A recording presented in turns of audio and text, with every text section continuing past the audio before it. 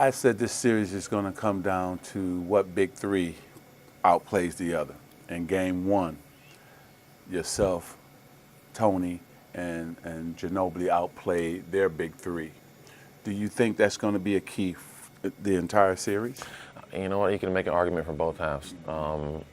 You can say that we're gonna cancel each other out, and we're gonna need somebody to show up, and we're gonna need our shooters to show up. We're gonna need our other guys to play. So it's a total team effort with us, especially on our side. David passed the torch to you, and David Robinson, and now you're passing the torch to Tony Parker. How did it evolve that when David passed the torch to you, and then how did you pass the torch to Tony Parker? And it wasn't anything where we said one day, "Hey, this is time for me to do this," or David says it's time to do this. We've all kind of done it as it came. Right.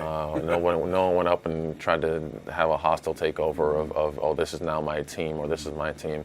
It just kind of went along, and that's the best way to do it. There's no, you don't want anybody to come in there and saying, "All right, you step aside, it's my turn." Mm-hmm. You want everybody feeling comfortable with what they're doing, what their role is. Obviously, my role has changed, and that's all I can say. My role has changed, and Tony is now the motor that makes us go. When I talked to Tony last time, and he said he is so into getting you your 5th NBA title, and he said he promised you that. Now, how did that happen, and how did that conversation come about? We've been so up and down our last couple of years. We're staying in the mix.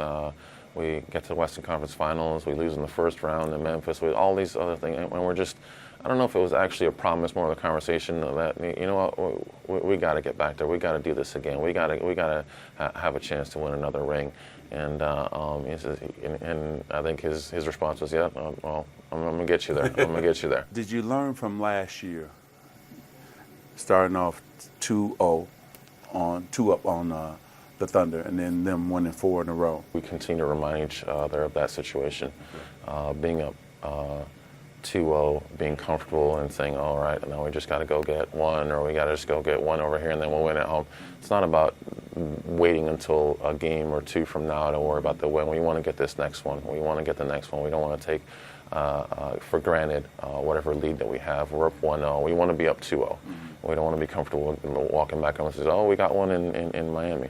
Mm-hmm. So having that kind of focus and having that in our head, it's a lesson learned. You go about your business so quietly and under the radar, and yet in your era, you will be the greatest champion, you and Kobe Bryant, that's ever played in this era. So you got to feel some. Oh, it means a tremendous amount. It does. Obviously, it'll mean a whole lot. And looking back, you're in the midst of things, and you're playing. And all I want to focus on is just winning this one championship, not the 4 that have passed. Yeah. Having another one under my belt, and I can look back at some point and say, hey, I'm up here with these guys, with these names, with the Magics and the Kobes and everyone else, and what an honor that is. But right now, I'm so stuck in the moment. I'm so focused on just trying to get these 3 more wins and trying to get another ring.